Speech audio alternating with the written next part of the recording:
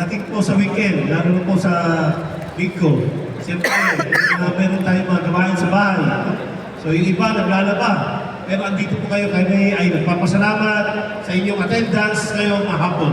Palakpakan natin sarili. Alam ko po na ang riders ay talagang kumbaga isa sa mga ipinagmamalaki natin. Kapulisan, kami po ay nire-recognize namin ang kontribusyon ng ating mga riders pagdating po sa crime prevention. Palakpakan ulit natin ang sarili natin. Of course, andito ang ating sa police ng bawat munisipyo at syudad. Pwede ba nga tumayo lahat ng ating police na nandito and force commanders? Ayan po ang ating mga chief of police. Kahit niyo pa makilala.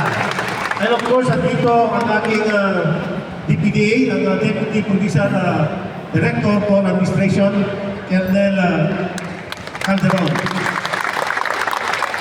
At mga iba't ibang mga staff, officers ng QTPO. Andito rin po si Kuya Gary, ang ating media partners. Lahat po ng mga cluster officers. And of course, ang ating minamahal na gobernador, Dr. Valentan. Palakpakan natin.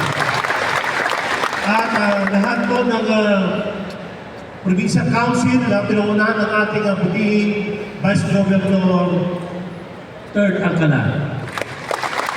At ang interim chairman natin, si Mayor Geno Di Manatera. At lahat po na nandito ngayon, ang ating mga riders, kami po ay sumasaludo sa inyo lahat ng hapon ito. Kaya po namin nagawa itong proyekto nito dahil nakita natin na isa sa mga problema na hinaharap ng ating kapulisan, ito pong ating mga traffic accidents natin. At alam naman natin na ang Quezon Province ay isa tayo sa main contributors ng traffic accidents sa buong bansa. Bakit kaya? Kasi ang Mahardika highways natin ay napakahaba po yan. At alam lang natin na kayo po nandito ngayon, alam ko. At alam din nyo na kayo po ang mga professional riders natin. Ibig sabihin, kayo po yung mga wala pong mga violasyon. Kaya kayo nandito ngayon dahil gusto nyo po na magkaroon ng maayos na trapiko at disiplinadong mga riders dito po sa probinsya ng Quezon. Totoo po yan? Pakitas po ang ating kamay kung tayo po ay nagkikisa. Maraming salamat po sa inyo lahat. So ngayon, binabuo po itong ating Quezon Motorcycle Riders Patrol dahil nakikita din natin na kayo din po ang aming kabalikan pagdating po sa crime prevention. Ito po ay, kung matatandaan nyo, noong ako po ay naging chief of police ng iba't ibang bayan ng Calabarzon, including sa Caloocan. Ginawa namin po ito at kayo po ang tandem namin pagdating po sa pagpapatrolya. Kung mamarapatin ng bawat sa atin, ay ito na rin po. Kung ambag na lang natin sa ating bansa, sa ating mga kababayan, yung pag-duty natin kahit isang linggo. Gusto nyo ba mag-duty kahit isang oras lang isang linggo? Sino po ang ayaw? Sino gusto? Maraming salamat ulit sa inyo. So ang ating mga chiefs of police, kayo po, isuot nyo yung uniforme nyo. Pero sabi mo kanina, ang uniforme natin ay pwede. Yung palitan yung kulay kung ano gusto nyo. Ang importante, yung ating motorcycle riders patrol na yun, ay saka yung harapan, ay yun po ang nire-retain natin. Makuha nyo po yun? So yan po ang magiging official logo natin, yung blue na logo, at saka siyempre, yung ating nasa harapan po niya. So, dito ay magkakasama po tayo sa isang layunin na pangalagaan at pagkayak ng ating probinsya ay magkakaroon ng traffic accident free. Gusto niyo ba natin yan lahat? Siyempre, kayo po ang aming aasahan po yan. katulong po kayo sa pagpapaunlad ng ating probinsya. At of course, ang ating provincial government na pinangunahan ng ating mahal na gobernador. Lahat po ng suporta para sa inyo, ibibigay niya po yan sa inyo. Palakpakan natin ang ating mahal na gobernador. Kaya itong hapon po nito, tunghayan natin. Magkaroon po tayo ng kick-off ceremony para maging opisyal. Ipakita natin ng bawat munisipyo at syudad na ang riders po ng Quezon ay mga disiplinado at united pagdating po sa pangangalaga ng katahimikan at kapayapaan sa probinsya. Pakitaas po natin kamay, uli. Ayan. So, ay asahan namin na kada bawat linggo ang riders po ng Quezon, kita po ng ating publiko, kayo po ay kasama sa ating pagpapatrolya.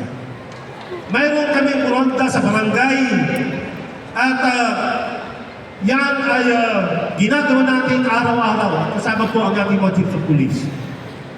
Ngayon, magbibigay po kami ng sticker. Yung sticker na po yan ay mayroon pong QR code. Kada bawat daan niyo po sa checkpoint, ang ating mga checkpoint officers natin, isang scan lang yun. Pag kayo po ay may sticker, good na po kayo. Siyempre, kayo naman dito ay nag-apply.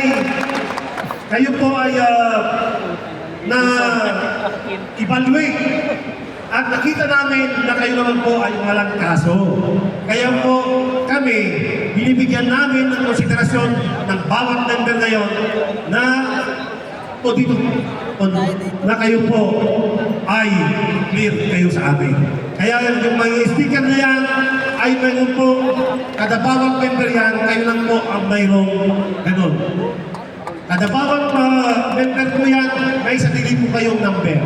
At yan po ay may broken na tayo lahat. Pangalawa,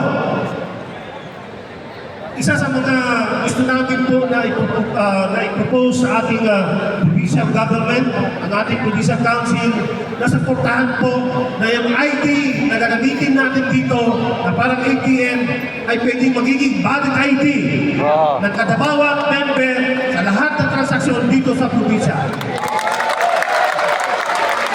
So gagawin natin yan ng mabilis na panahon at alam ko naman po, sabi ko kanina, ang ating mahal na gobernador, ang ating vice governor, na siya po ang ating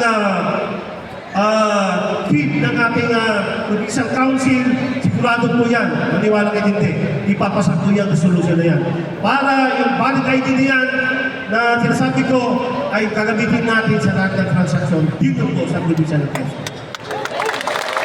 And then, ang ating provincial government ay magbibigay din ng mga programa para matulungan natin ang inyong mga kasama sa bahay, kaibigan na wala pang lisensya, ay tuloy-tuloy lang na ating pagre-recruit para pag sakaling marami na po ang ating na-recruit na wala pang lisensya, ang ating mobile team ng LTO at iba't ibang mga agencies para sa ganon ay makakuha sila ng student license, dadalhin namin po sa inyong mga syudad at munisipyo at hindi na kayo pupunta sa nalawin dito po sa Cabecera. Ito nga ang kapital natin sa Sena. Kaya yun, isa sa programa natin po yan. Dadalhin natin ang mobile team ng LTO para sa ganon. Magigyan din po natin ng lisensya ng ating mga kasama dyan mismo sa inyong mga lugar. So, ito po ay napakaganda po na programa at sana ay huwag na natin isipin, huwag tayo mag-isip kung ano pa man ang isip natin na negatibo, ito ay para sa kinaran, para sa progreso ng ating lalawigan. Di po ba? Marami na po tayong mga problema sa nasyonal.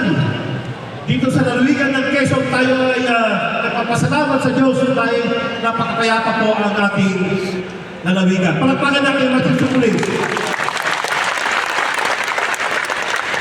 Kaya sana magtulungan po tayo, magkabit, magikat po tayo lahat At ang rest assured naman, ang ating Quezon Police Provincial Office sa ating pangunguna ay kami po ay handang tumulong, kami po ay handang pumunta sa inyong mga bahay at tulungan namin ang bawat sa inyo kung may concern po kayo pagdating po sa ating peace and order.